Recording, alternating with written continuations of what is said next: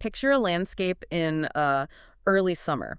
You're standing at the edge of a rural pasture, maybe leaning against a wooden fence, and stretching out before you is just an absolute sea of intense, brilliant red. Why, just completely covering the field. Right. We are talking hundreds of thousands of these striking conical flowers just bobbing in the breeze, rolling over the hills all the way to the horizon. It kind of looks like an impressionist painting brought to life. Oh, absolutely.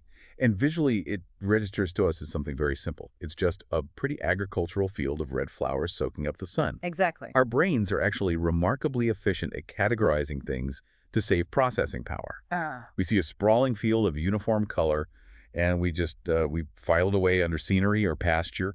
We appreciate the aesthetic, maybe take a photograph, and we move on without a second thought about the mechanics operating beneath the surface. But if we actually break that habit, if we force ourselves to look closer, to sort of zoom in past those vibrant red petals, travel down the stem into the soil, and cross over into the microscopic realm, that quote-unquote simple field is hiding a level of biological, economic, and historical complexity that is frankly staggering. It really is.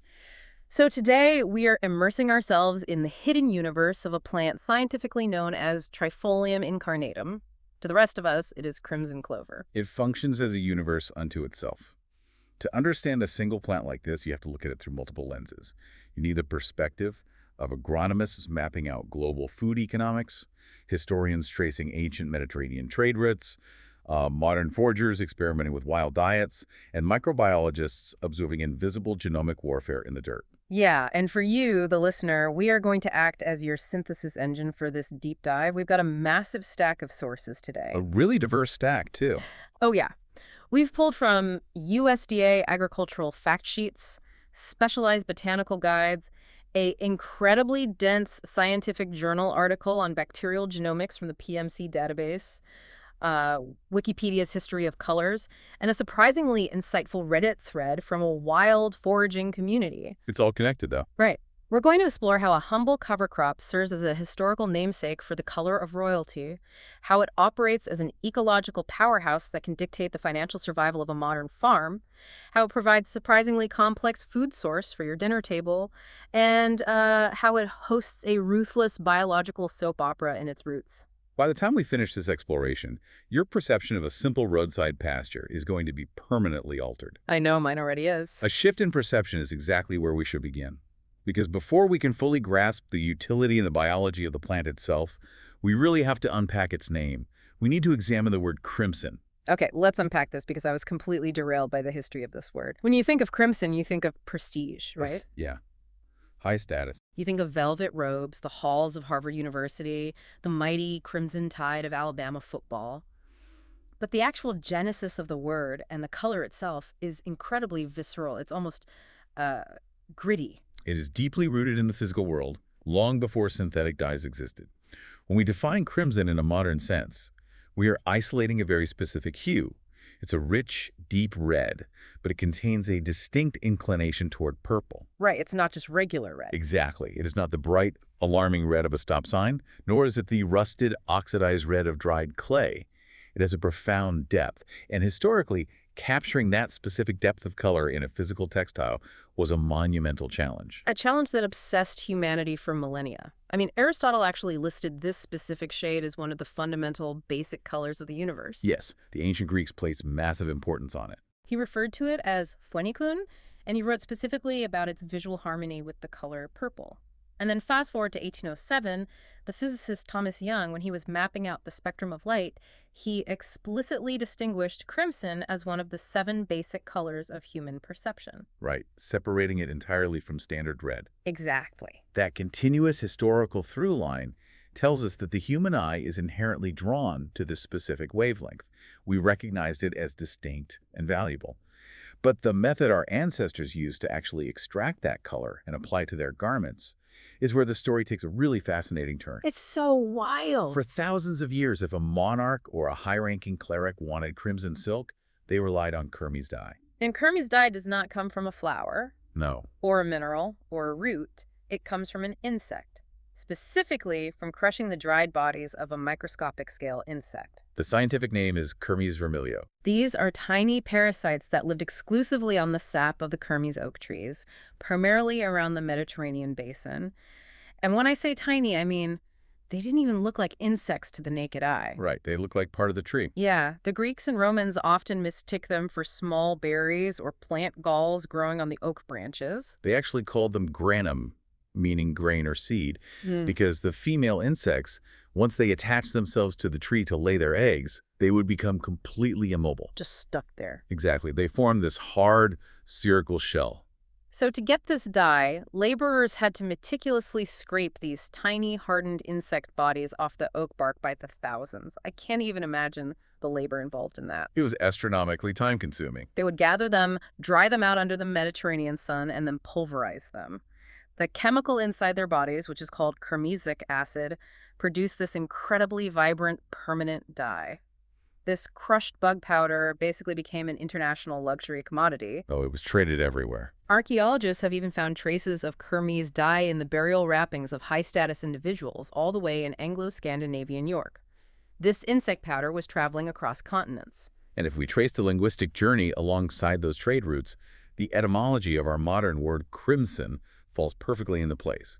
The trade flowed through the Middle East, and the Arabic word for this specific red was kermitzi. But the Arabic term wasn't the absolute beginning, right? No, it evolved from the classical Persian word kermist. And in Persian, kermist translates literally to worm or insect. Okay, so the color of absolute ultimate prestige, the color-draping emperors and elite universities, literally translates to worm. Literally to worm, yes. It's kind of like finding out your incredibly fancy, expensive perfume is actually derived from whale spit. Like ambergris, exactly. It is a brilliant historical irony. The highest echelons of human society were signaling their wealth and divine right by wearing garments saturated in the crushed bodies of Mediterranean tree parasites. It's just so funny to think about. Eventually, Kermes dye was replaced by carmine, which was derived from cochineal insects discovered in the Americas. Cochineal insects produced a similar color, but required a fraction of the raw material to achieve the same intensity. Much more efficient. Yes. But by that point, the linguistic placeholder had already solidified. The word crimson was prominently cemented into our lexicon as the ultimate deep purplish red.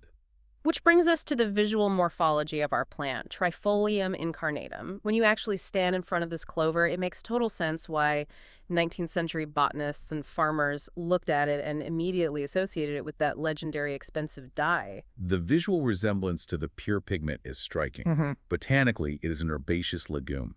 The defining feature is the flower head. It produces these brilliant, scarlet conical structures at the top of the stems. But what appears to be one large flower is actually a complex cluster, isn't it? It is. It's a composite of anywhere from 75 to 125 individual tiny florets, all packed tightly together on that cone. Oh wow, up to 125. And the blooming process is a highly choreographed sequence. Those florets do not open simultaneously. How does it work? They bloom in a succession that begins at the base of the cone and slowly moves upward toward the apex. It creates this textured, glowing cylinder of color that shifts in intensity over a period of weeks. And contrasting with that intense flower, the foliage below is incredibly soft. I've touched it. And the leaves are round-tipped, deeply green, and they're covered in a dense layer of fine, soft hairs. Very soft to the touch. It looks delicate, it looks ornamental. You can easily imagine it sitting in a crystal vase in a Victorian parlor. Well, that ornamental appearance is highly deceptive. While it was certainly appreciated for its beauty when it was widely introduced to the United States from Europe in the 1800s, its primary adoption had absolutely nothing to do with aesthetics. Not at all. The agricultural reality of crimson clover represents another massive irony. The plant named after the dye of emperors is, in function, a rugged blue-collar worker. A peasant crop. Exactly. It's an agricultural peasant crop whose entire existence is dedicated to performing hard labor in degraded dirt. Let's transition into that hardcore utility, because reading through the agronomic data, it becomes very clear that farmers aren't planting hundreds of acres of this stuff just to make the landscape look pretty. They are planting it because it operates as a biological machine. Precisely. It's primarily utilized as a cover crop. And the concept of a cover crop is fundamental to sustainable agriculture. Think about a standard cash crop, like corn or soybeans. A farmer plants the corn in the spring. It spends the summer extracting massive amounts of nutrients from the soil, and then it is harvested in the fall. Leaving the field completely bare. Exactly. A bare field in the middle of winter is an agricultural disaster waiting to happen. Why is this so bad? Well, the topsoil is exposed to wind erosion. The winter rains wash away whatever loose nutrients remain, creating chemical runoff that damages local watersheds. The overall soil structure just degrades. So instead of leaving the earth naked and vulnerable, the farmer immediately comes in after the fall harvest and plants crimson clover. Yes. In regions like the southeastern United States or the Pacific Northwest, it functions perfectly as a winter annual. The seeds germinate in the cooling autumn soil. It establishes a robust root system before the deep freeze sets in, effectively anchoring the topsoil in place. And it doesn't just survive the winter, it actively thrives in conditions that would kill more delicate plants. It does. The soil tolerances are incredibly broad. It prefers well-drained soils, whether that's loose sand or heavy clay, operating happily in a pH range of 5.5 to 7.0. This is not picky. Not at all. Yeah. But its greatest physiological advantage is its temperature threshold. Once those seedlings are established, it continues to metabolize and grow at significantly lower temperatures than almost any other clover variety. So it acts as a living blanket, but it isn't just protecting the soil from the weather, it is actively rehabilitating it, which brings us to its role as a green manure. That phrase green manure sounds almost like an oxymoron to anyone outside of farming. Usually when we think of manure, we think of the biological waste produced by livestock, but this is a plant acting as the fertilizer. It is a process of growing your own soil amendments rather than purchasing them. As the crimson clover grows throughout the late winter and early spring, it is accumulating a massive stockpile of nitrogen within its plant tissues. How much nitrogen are we talking about? We are talking about adding between 70 to 150 pounds of raw nitrogen per acre directly into the biological cycle of that field. That's incredible. And to truly grasp the gravity of those numbers, we have to look at the financial architecture of a modern farm. Because 150 pounds of nitrogen per acre isn't just a biological statistic, it is a financial lifeline. It absolutely is. There is a specific agronomic case study from West Virginia that illustrates this perfectly. The study that focused on farmers cultivating corn for silage. Right. And just to clarify for the listener, corn silage is when the entire corn plant, the stalk, the leaves, the unripened ears, all of it, is chopped up green and fermented in a silo to create a highly digestible, energy-dense winter feed, usually for dairy cattle. It's a very intense harvest. And it is an incredibly nutrient-demanding crop. It sucks the soil dry.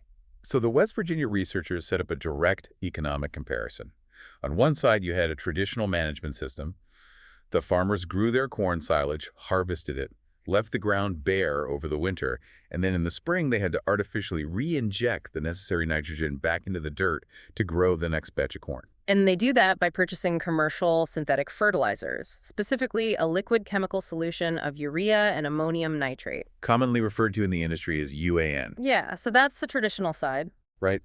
On the other side of the study, the farmers implemented the green manure strategy. They harvested their corn silage in the fall, immediately planted crimson clover, let it grow over the winter to anchor the soil and generate nitrogen, and then terminated the clover in the spring, right before planting the next corn crop. And the financial outcome of that comparison is staggering. The farmers who utilized the crimson clover cover crop saw a 10% increase in their overall profitability compared to the farmers who relied exclusively on purchasing this synthetic UAN fertilizer. 10% in the context of commercial agriculture is an absolute chasm. It's huge. Farming operates on razor-thin margins. A 10% increase in profitability isn't just a nice bonus. It is the difference between a farm expanding its operations for the next generation or slowly bleeding out into bankruptcy. By simply utilizing the natural biological machinery of the crimson clover, the farmer is insulating themselves against the wildly volatile global price fluctuations of petroleum-based chemical fertilizers. Exactly. And the economic utility doesn't stop at fertilizer. The plant provides a secondary, equally lucrative benefit: premium livestock forage. Oh, the cows love it. If a farmer runs cattle or sheep, crimson clover is essentially a goldmine of raw nutrition. Let's talk about the protein levels because they're phenomenal.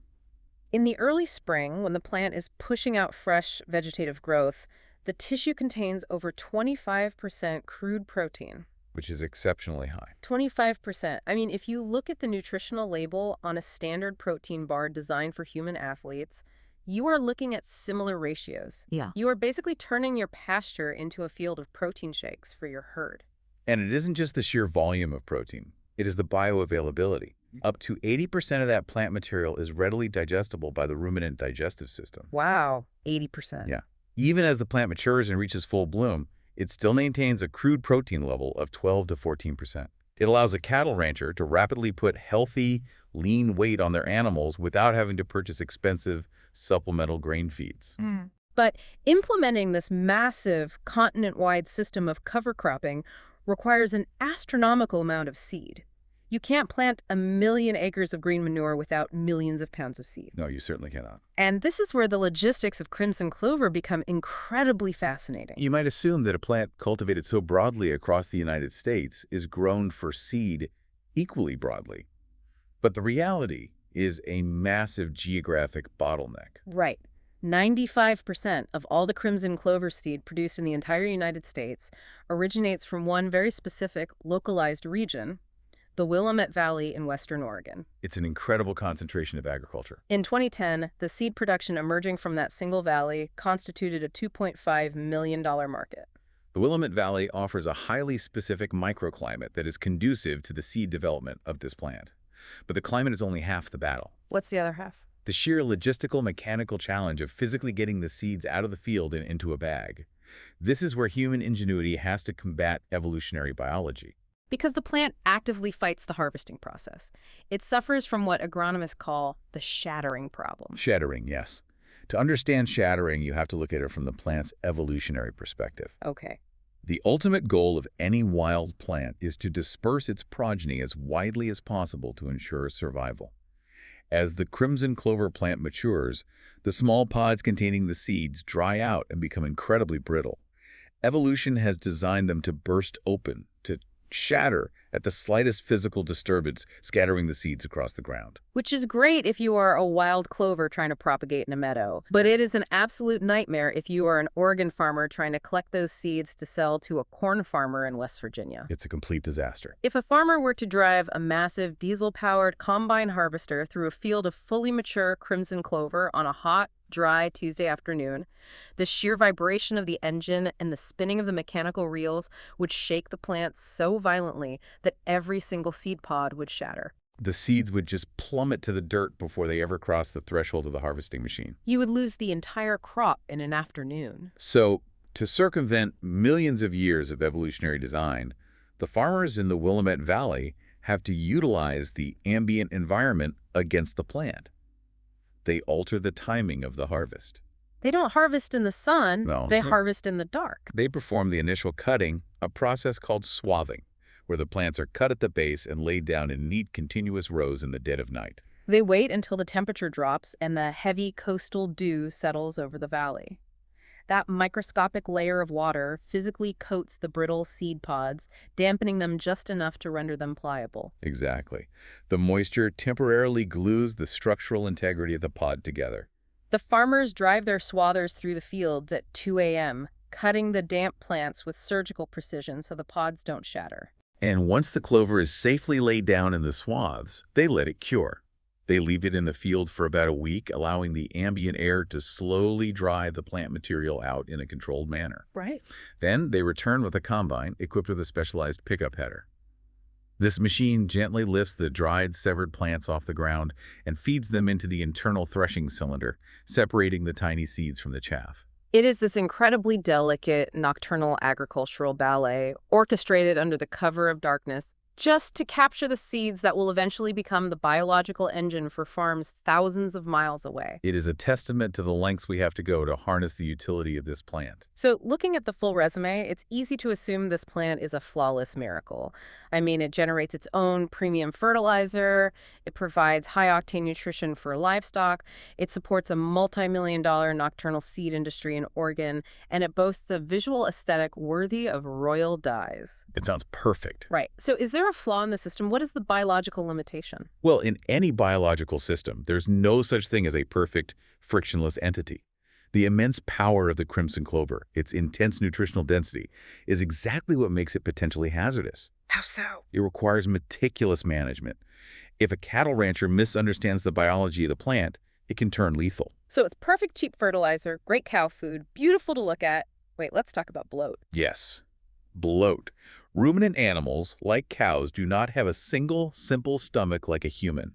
They possess a highly complex, multi-chambered digestive tract. Right, the four stomachs. Well, 4 chambers, yes. The largest compartment is the rumen, which is essentially a massive biological fermentation vat. When a cow eats grass or clover, it goes into the rumen, where billions of microbes ferment and break down the cellulose. And fermentation produces gas, methane and carbon dioxide. Normally, the cow simply belches this gas out. But crimson clover, especially in the early spring when it is wet with dew and incredibly lush, contains highly soluble proteins. We're protein shakes. Exactly. If you take a herd of hungry cattle and turn them out into a pure stand of wet crimson clover, they will gorge themselves. The rapid, explosive fermentation of all that high-quality protein in the rumen alters the surface tension of the stomach fluids. It creates foam? It creates a thick, stable, viscous foam. The fermentation gases become trapped inside millions of tiny bubbles within this foam, preventing the cow from being able to belch. Oh, no. The gas continues to build. The rumen physically expands like a balloon, compressing the animal's lungs and diaphragm. If the farmer doesn't intervene rapidly, the animal will suffocate. It is the dark side of high-performance nutrition. To mitigate it, the management strategy is dilution, right? Yes. Farmers will interseed the clover with rigid grasses, forcing the cow to eat a balanced diet. Or they will feed the herd dry hay before turning them out to pasture, so they're physically too full to gorge on the rich clover. Okay, so the cattle issue is manageable through dietary dilution. But the risk the plant poses to horses is entirely structural, and it relies on a completely different set of biological mechanics. This goes back to the visual morphology we discussed earlier. Those beautiful, soft hairs covering the leaves and the stems. Yeah, the ones that look so delicate. Botanically, those hairs are called trichomes.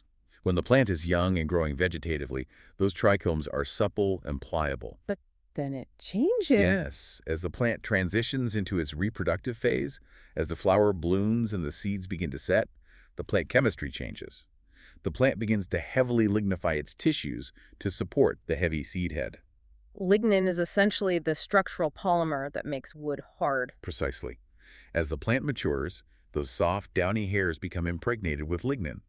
They transform from soft fuzz into rigid, barbed, microscopic bristles. Wow. Now, if a farmer misjudges the harvest window, if they decide to cut the crimson clover and dry it into bales of hay late in the season, after full bloom, they are baling millions of these rigid, barbed hairs. And while a cow's massive fermentation vat might be able to break that down over time, a horse's digestive system is fundamentally different. Horses are hindgut fermenters, and they have an incredibly long, sensitive, one-way digestive tract. They cannot regurgitate. Right. When a horse consumes overly mature crimson clover hay, those rigid, barbed trichomes do not easily break down. Instead, the physical movement of the horse's gut causes these barbed hairs to lock together, slowly accumulating into dense, indigestible masses. They form phytobezoars. Yes, plant-based stones. These phytobezoars can grow to the size of a grapefruit, acting as a physical plug. They can lodge in the intestines, causing a severe, life-threatening blockage known as impaction colic. So for the farmer intending to sell hay to the lucrative equestrian market, it is a terrifying high-stakes game of botanical roulette. You want to let the clover grow as long as possible to maximize the overall yield and the amount of nitrogen the plant fixes. But if you wait just 3 or 4 days too long, the plant chemistry flips, the hairs harden, and you have just harvested a barn full of lethal equine hazards. It demands an intimate daily understanding of the crop's physiological timeline. Yeah. You cannot operate a farm on a rigid calendar. You really have to read the biology of the field. Before we pivot away from the agricultural ecosystem, there is one final, almost cinematic detail about this plant's utility in a field. We know it feeds cows and fertilizes corn, but it also acts as a staging ground for a mercenary army. You are referring to the integrated pest management dynamics. Yes. The structure of the crimson clover flower creates an ideal microhabitat for a very specific, highly beneficial insect. It harbors the minute pirate bug. Ah, yes. The scientific name is Aureus tristicolor. And minute pirate bug is a remarkably accurate colloquial name. They are microscopic assassins. They are predatory insects. A farmer will plant strips of crimson clover adjacent to their high-value cash crops, like strawberries or peppers.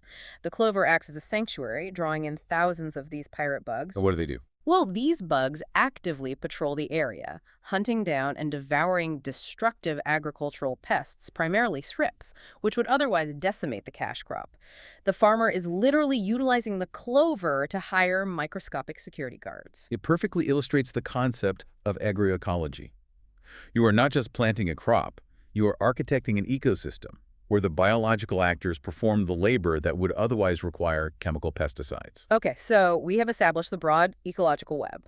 The cows eat it for protein, provided they don't bloat. The horses can eat it, provided it's harvested early. Uh-huh. The minute pirate bugs use it as a hunting blind. And the bees, of course, absolutely love the nectar, producing a very high-quality, light-colored honey. Beautiful honey, yeah. But the ultimate question for our listener is this: can you eat it? This is a critical transition because it moves the plant from an abstract agricultural concept directly onto your dinner plate. And to understand the human culinary interaction with Trifolium incarnatum, we have to examine the data emerging from modern foraging communities. Which brings us to one of the most fascinating sources in our stack. It is a deeply detailed, highly active thread from a foraging community on Reddit. Yes, the Reddit thread. A user uploaded a photograph of a massive, sprawling patch of mature crimson clover that had aggressively taken over a section of their garden, and their question was straightforward. Can I harvest this? What parts are edible? Can I throw these mature leaves into a soup or a stir-fry? The collective response from that community provides a brilliant window into the nuances of wild food preparation. The consensus was an absolute yes, but with distinct culinary parameters dictated by the plant's life cycle. They noted that if you catch the plant early in the spring, the young, tender leaves are fantastic, consumed completely raw. You can harvest them, wash them, and mix them directly into a fresh salad for a massive influx of protein and vitamins. But the original poster was asking about mature leaves. And as we discussed with the horses, as the plant matures, the cellular structure changes. The trichomes harden up. The leaves become tougher and more fibrous. The foraging community advised that while mature leaves are entirely edible, they are gastronomically unpleasant if eaten raw. The fibrous texture requires mechanical and thermal breakdown. Cooking. Sautéing them in oil, wilting them into a heavy soup, or throwing them into a high-heat stir-fry alongside other robust wild greens. And the flowers themselves offer a completely different culinary avenue. The flowers were the highlight of the thread. Multiple users noted that you can harvest those brilliant red cones, dry them out, and steep them to create a mildly sweet herbaceous tea. Sounds lovely. But the absolute culinary power move came from a user who suggested harvesting the flower heads at peak bloom, dipping the entire cone in a light tempura batter, and deep frying it. Wow. A crispy, deep-fried crimson clover blossom. I cannot think of a more visually striking appetizer. It really showcases the profound adaptability of the human diet. But in your review of that specific thread, there was one comment buried in the discussion that dramatically shifted the tone. Wasn't there? It completely derailed my enthusiasm for the salad idea. A user chimed in very casually and said, quote, "Entirely edible and very nutritious, but I wouldn't eat a ton of it raw, as it does have some cyanide. Cooking or drying it should render it safe, though." End quote. It is a jarring word to encounter in a recipe thread. Cyanide. We are talking about the classic lethal poison of espionage novels, casually mentioned as a salad dressing caveat. While it sounds terrifying, this is actually Masterclass in understanding botanical defense mechanisms. A vast array of the plants we interact with daily, including several clover species, the seeds of common apples, almonds, and staple crops like cassava, utilize a specific chemical defense system known as cyanogenic glycosides. A biological deterrent. Exactly. Plants cannot run away from predators, they cannot physically fight back. So they engage in chemical warfare. The plant synthesizes these cyanogenic glycosides, which are essentially sugar molecules bound to a cyanide group, and stores them safely within a specific compartment of its cells. Okay, so it's stored away. Right. And in a completely separate compartment of the cell, it stores an activating enzyme. Like a binary weapon system. The two components are harmless when kept apart. Precisely. As long as the plant is intact, it is perfectly safe.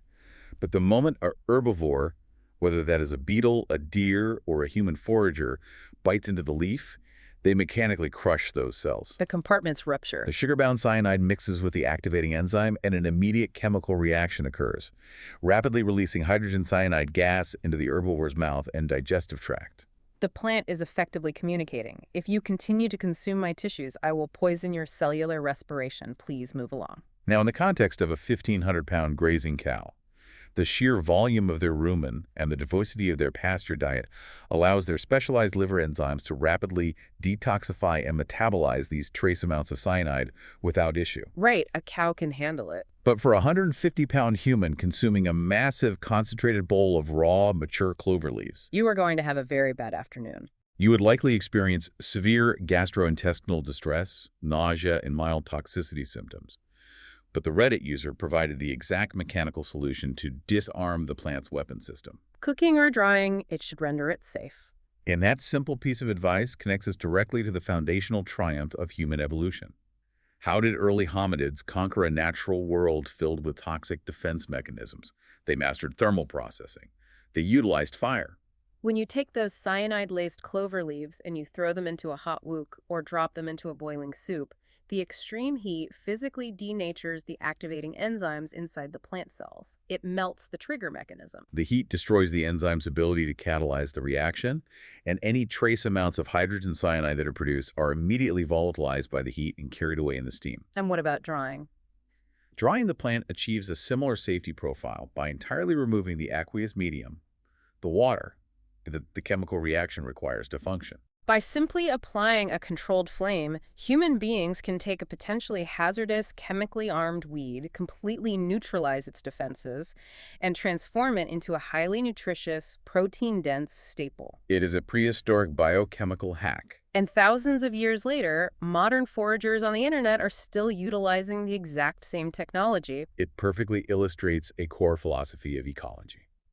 A plant is only a resource if you possess the knowledge to unlock it. Okay, so this brings us to a massive physiological crossroads. Whether you are a cow digesting this clover in a fermentation vat or a human foraging it for a high-heat stir-fry, the ultimate nutritional goal is protein. Yes. The clover is packed with it. But the fundamental rule of biochemistry is that you cannot build a protein molecule without nitrogen. Amino acids require an amine group, which is built on nitrogen. It is the inescapable currency of biological growth. Which begs the ultimate question of this entire deep dive. If this plant is growing in degraded, exhausted dirt, and the farmer is explicitly using it as a green manure so they don't have to buy synthetic nitrogen fertilizer, where is the crimson clover getting the massive quantities of nitrogen required to build 150 pounds of protein per acre? It is pulling it directly out of the sky. There. The atmosphere surrounding us, the air we are breathing right now, is approximately 78% nitrogen gas. We are swimming in an ocean of nitrogen. But there is a massive evolutionary catch. Nitrogen gas in the atmosphere exists as N22 nitrogen atoms locked together by a triple covalent bond. And a triple covalent bond is chemically incredibly strong. It is one of the strongest chemical bonds in nature. To break that bond apart so the nitrogen can be used to build a protein requires a monumental amount of energy. Like how much energy? To give you context, humans figured out how to break that bond in the early 20th century using the Haber-Bosch process. To do it, we have to subject atmospheric air to hundreds of degrees of heat and extreme, crushing atmospheric pressure inside massive industrial steel factories powered by fossil fuels. We have to mimic the conditions of a bomb to rip the atoms apart, and plants simply do not possess that kind of thermal or kinetic energy. A crimson clover plant cannot break a triple covalent bond. It is biologically impossible. To access the ocean of nitrogen in the sky, the plant must form an alliance. It requires a microscopic contractor. It needs a soil bacterium. And for crimson clover, it relies on a very specific bacterial partner. It requires a type R inoculant, scientifically classified as Rhizobium leguminosarum biovar trifolium. Because that is a staggering amount of Latin, we are just going to refer to them as RALT. These alt bacteria possess a unique enzyme called nitrogenase, which acts as a biological key, gently unlocking that rigid triple bond at normal soil temperatures, converting the atmospheric gas into ammonia, which the plant can finally drink up and use. Now, reading through the agronomy reports from the Arkansas Cooperative Extension, they highlighted a massive misconception regarding how this partnership physically works. And I will admit, I believed this misconception entirely before reading the data. A lot of people do.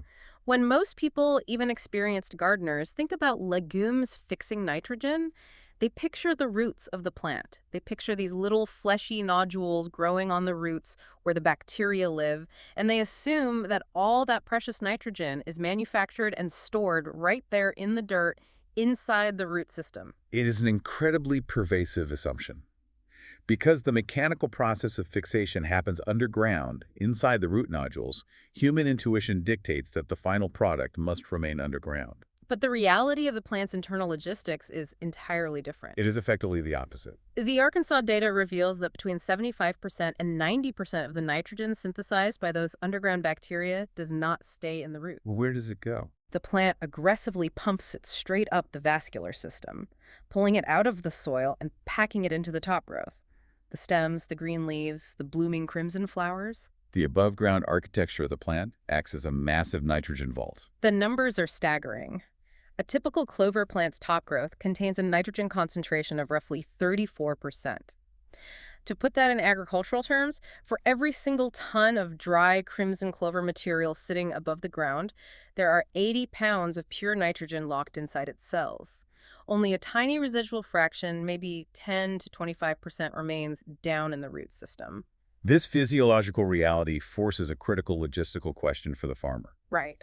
The entire point of planting the cover crop was to enrich the soil so the next crop, the corn or the wheat, can grow. What? But if 90% of the nitrogen is trapped inside the leaves, waving in the breeze above the ground, how does the farmer actually get that nitrogen back down into the dirt? Because it doesn't just leak out of the leaves like sweat. It is physically bound inside the cellular walls of the living plant. It must be actively recycled. The nitrogen loop must be forcibly closed. And the agronomic sources outline two primary mechanisms for achieving this release. Method 1 is blunt force mechanical destruction, decomposition. This is the strategy utilized by the green manure farmers in West Virginia. They don't harvest the clover. About 2 to 3 weeks before they intend to plant their cash crop, they hook a massive steel plow to the back of their tractor, and they aggressively till the living clover directly into the dirt. They sever the plant from its roots and chop the high nitrogen top growth into fragments, burying it beneath the topsoil. By physically killing the plant and burying the tissue, they trigger rapid cellular death. The plant cells rupture, soil microbes and earthworms swarm the decaying material, consuming the plant matter and releasing the locked-up nitrogen compounds directly into the surrounding soil matrix as bioavailable nitrates. It is a violent, highly efficient transfer of wealth. It is direct and effective, but method 2 is significantly more complex, and it involves mammalian biology. It is the animal transit system. Oh, this is fascinating. I found this concept incredibly elegant. Imagine a large pasture where a farmer has interseeded grass alongside the crimson clover. The farmer doesn't want to plow this field, they want to utilize it as permanent grazing land. So they introduce a herd of cattle. The cow walks up to the clover and consumes the lush, leafy top growth. The cow is actively harvesting the nitrogen vault. The plant material enters the cow's digestive tract. The goal of the cow is to extract that nitrogen-rich protein to build muscle mass, or in the case of a dairy cow, to synthesize milk. But the mammalian digestive system, despite its complexity, is remarkably inefficient at retaining raw nitrogen, right? The cow's metabolic processes utilize only a small fraction of what it consumes. The vast majority of the nitrogen simply circulates through the animal's bloodstream, is processed by the kidneys into urea, or passes entirely through the digestive tract. The cow effectively acts as a biological processing plant. It consumes the solid plant material, extracts the caloric energy, and rapidly excretes the excess nitrogen out the back end in the form of liquid urine and solid manure, spraying it continuously across the surface of the pasture. Yeah, that's nature's recycling. So the clover acts like a biological battery. It slowly pulls an invisible charge out of the atmosphere and stores it in its leaves. But to actually power the ecosystem, to get that charge out of the battery and into the soil where the other grasses can use it, you literally have to plug that battery into a cow's digestive tract or physically chop it into pieces with a steel plow. It completely redefines the concept of a passive ecosystem. The nitrogen cycle is not a gentle ambient process. It is an engine that requires an active mechanism of destruction, either microbial decomposition or ruminant digestion, to complete the circuit. Okay, so up to this point, this entire narrative sounds like a harmonious symphony of natural cooperation. The plant provides a safe, underground housing for the bacteria. The bacteria provide the biochemical key to unlock the atmospheric nitrogen. The plant builds massive amounts of protein. The cow eats the plant, fertilizes the soil, and the cycle continues. It sounds like perfect altruistic teamwork. If you maintain a macro perspective, looking at the entire pasture, it certainly appears harmonious. But the final source in our deep dive completely shatters that illusion. Yes, it does. We have to examine the dense, highly technical genomic study published in the PMC database, authored by Mary Kozetsuk and her colleagues. Because when these microbiologists pulled out their confocal microscopes and peered directly into the microscopic architecture of the root nodules, they did not find a peaceful symphony. No, they found a high-stakes, absolutely ruthless subterranean war zone.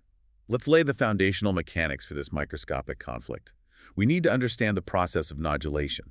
The partnership does not happen by accident. It requires an incredibly complex chemical dialogue. Walk us through it. Imagine a crimson clover seed germinating in nutrient-poor soil.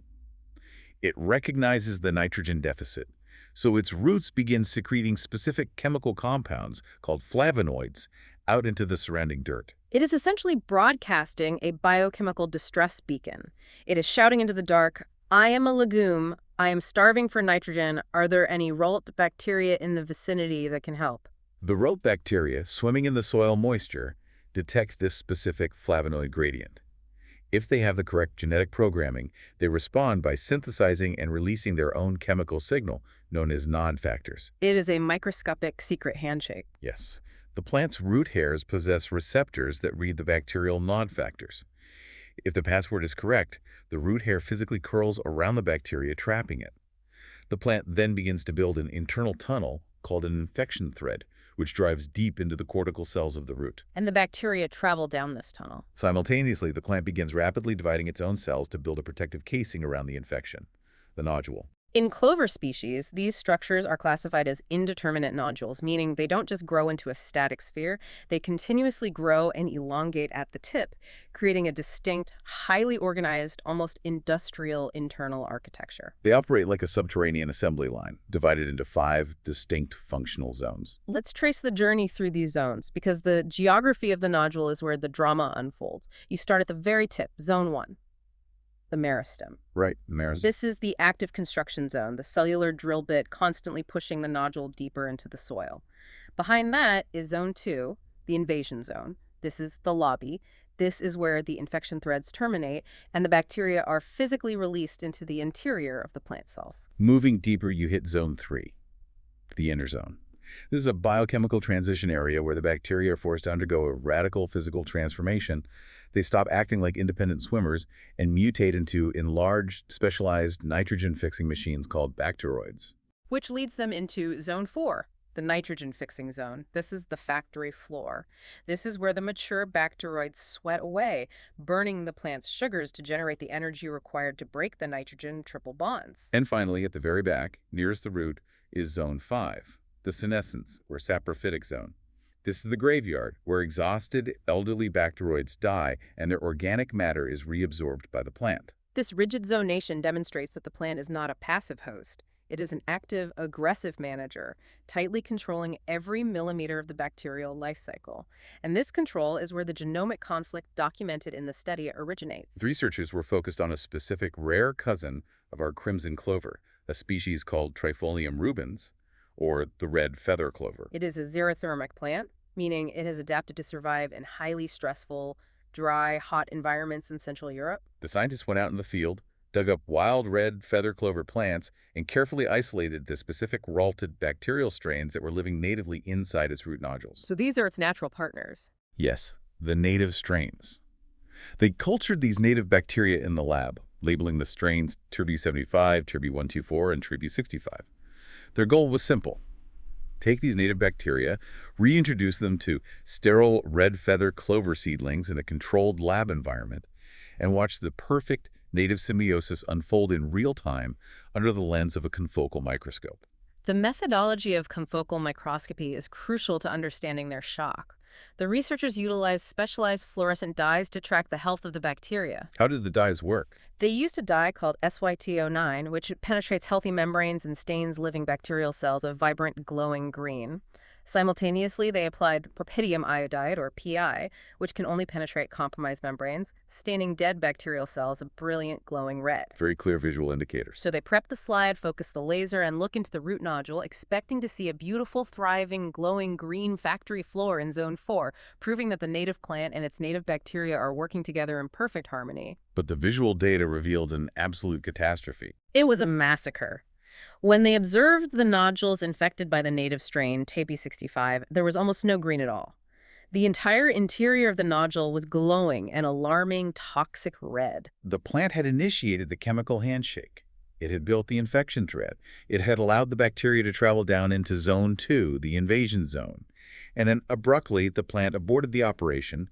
It initiated an immune response and slaughtered the bacteria in the lobby. It invited them inside, built them a house, and then executed them before they could ever reach the factory floor. Even with the slightly more compatible strain, TB1204, the plant still systematically killed off the vast majority of the bacteria before they could fix a single molecule of nitrogen. Only one strain, JB75, managed to establish a functional green zone 4, but even that partnership was weak and highly inefficient. From an evolutionary biology perspective, this behavior is utterly baffling. Building a nodule requires a massive expenditure of metabolic energy from the plant. Why would a plant invest all those resources to construct the infrastructure, only to turn around and aggressively reject the very bacteria it evolved alongside? It seems completely irrational. And to push the mystery even further, the researchers took a different approach. They took those exact same failed bacteria, the ones the red feather clover had just mercilessly slaughtered, and they inoculated a completely different clover species, Trifolium resupinatum, the Persian clover. And what happened? The physiological results were staggering. In the roots of the Persian clover, these failed, rejected bacterial strains became absolute overachievers. They rapidly colonized the root, bypassing the invasion zone safely, and established massive, highly efficient, vibrant green factory floors. The data showed that the Persian clover plants inoculated with these rejected bacteria exploded in growth, yielding up to 13.6 times more fresh plant weight than the control plants. So, the bacteria are not broken. They are not incompetent. They possess the genetic capability to be world-class nitrogen fixers. The point of failure is entirely dictated by the host. The red feather clover is acting like an erratic, paranoid manager, immediately firing its most talented workforce on day one. So how do we explain this? If the bacteria are capable, why is the native plant triggering a lethal immune response? The answer lies hidden in the deep genetics, a profound miscommunication at the genomic level between the two organisms. We have to look at how these bacteria store their genetic information. Ralled bacteria possess a complex pangenome. What does that mean? They do not keep all their DNA on one static central chromosome. They utilize modular, highly mobile genetic components called accessory plasmids. Plasmids. These are essentially circular rings of extra DNA that float inside the bacteria. Yes. Specifically, they utilize symbiotic plasmids, or PSIM. The analogy that made this click for me is a smartphone. The main bacterial chromosome is the basic operating system. It keeps the bacteria alive, tells it how to swim and eat, but the symbiotic plasmids are like specialized apps that the bacteria can download. That's a great analogy. These apps contain the highly specific genetic code required to synthesize NOD factors, build nitrogenase enzymes, and communicate with the plant. And just like software, these plasmid apps are highly variable. Bacteria can mutate them. They can swap them with other bacteria in the soil through horizontal gene transfer. It's a highly dynamic genetic environment. Very fluid. Now, let's look at the plant's defense mechanism. The legume controls the behavior of the bacteria inside the nodule using specialized proteins called nodule-specific cysteine-rich peptides, or NCR peptides. These peptides are the physical tools of the plant's management style. The plant floods the nodule with these NCR peptides to force the bacteria to stop reproducing, swell up, and transition into those mature nitrogen-fixing bacteroids. But these peptides are a double-edged sword. They possess inherent antimicrobial properties. They operate fundamentally as part of the plant's immune system. This is the crucial friction point. The plant is constantly reading the genetic signals produced by the bacteria's plasmid apps.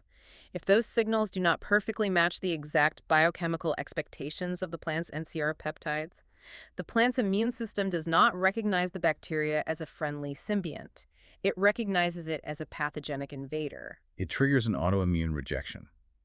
It is conceptually identical to a human body aggressively rejecting a mismatched organ transplant. The immune system floods the area with lethal compounds, destroying the foreign tissue. Because of a slight genetic drift, perhaps the native bacteria slightly updated their plasmid software over the winter, and the red feather clover's hypersensitive immune system no longer recognized the code.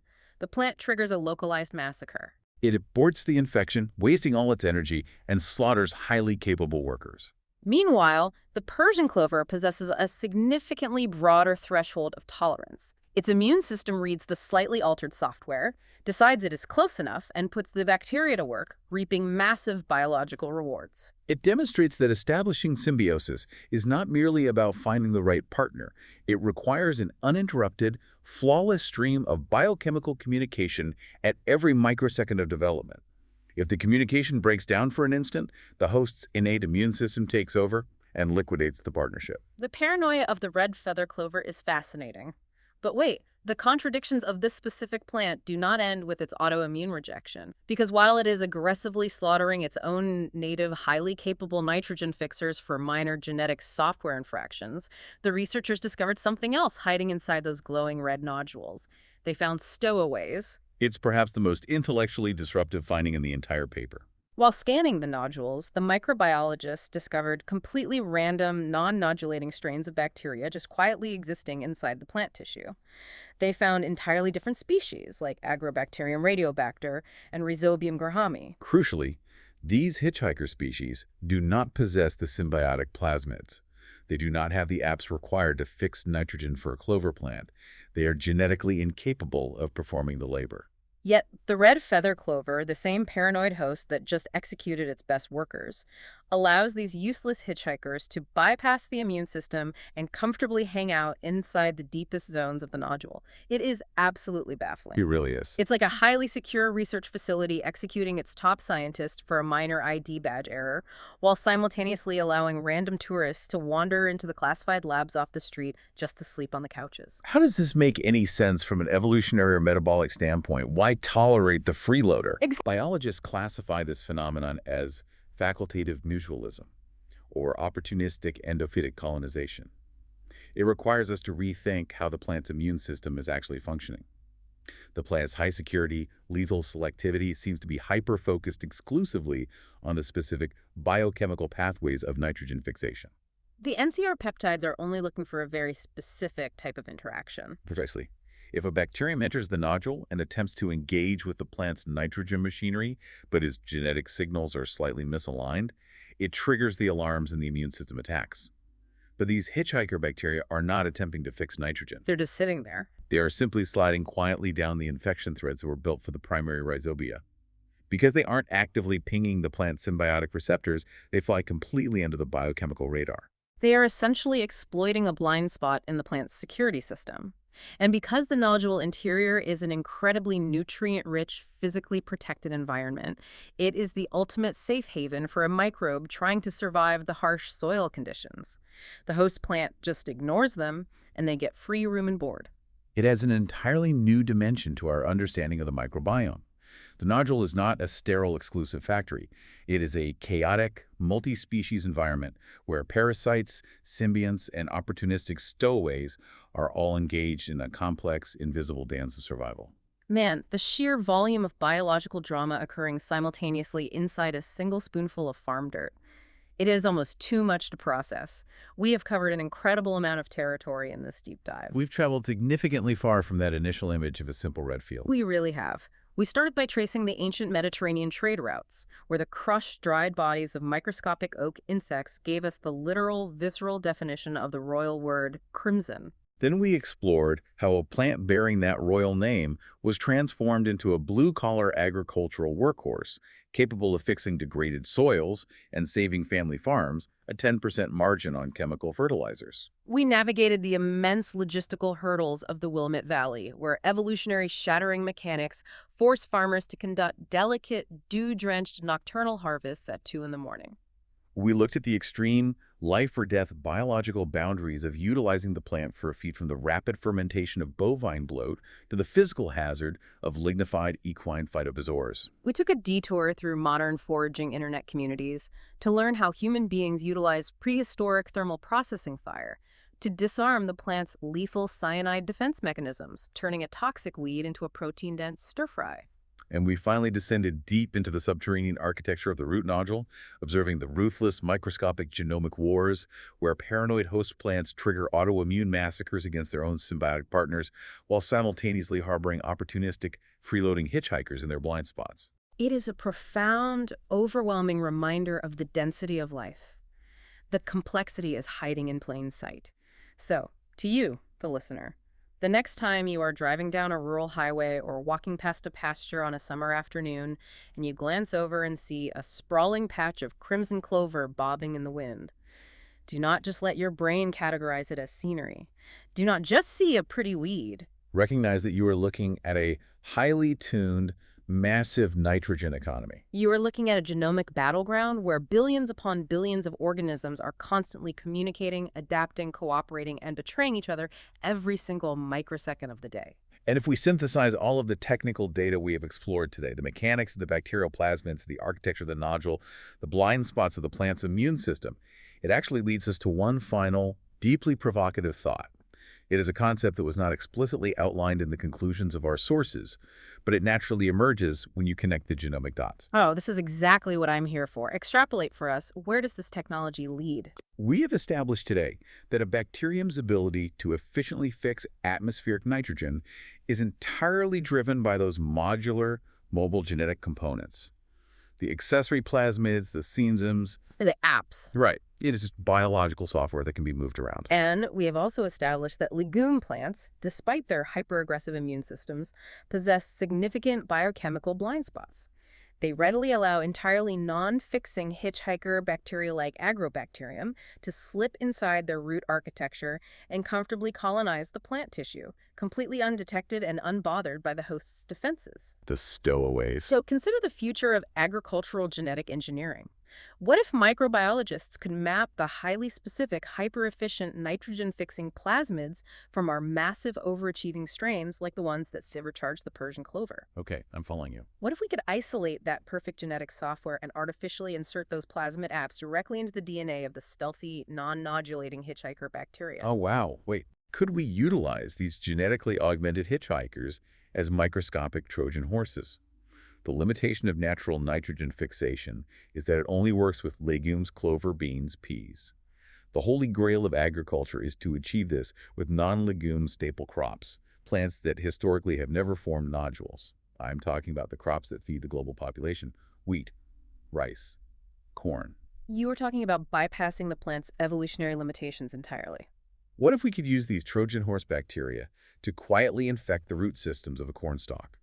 They slip past the corn's biological defenses because they look like harmless hitchhikers, but once inside the cellular tissue, their engineered plasmids boot up and they begin pulling nitrogen directly out of the sky, feeding the corn plant from the inside out. Teaching corn how to grow its own microscopic nitrogen factories underground. If human ingenuity could achieve that level of biological manipulation, we could theoretically bypass the global fossil fuel-dependent need for synthetic Haber-Bosch chemical fertilizers entirely. We could rewrite the foundational economics and the ecological footprint of global agriculture in a single generation. A Trojan horse hitchhiker, carrying the genetic secret of atmospheric nitrogen, sneaking quietly into a field of corn.